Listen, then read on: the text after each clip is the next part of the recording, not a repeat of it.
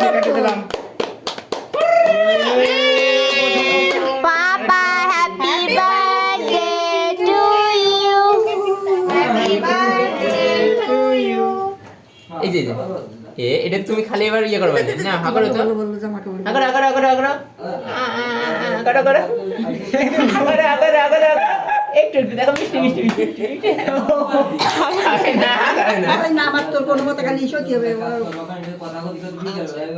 এ মিষ্টি খায় না, হা করো হা করো, এই যে দেখো, এই যে ওই না আমার তো কোনো মতে এ বুঝকু ওই একটা সাইডে দিও।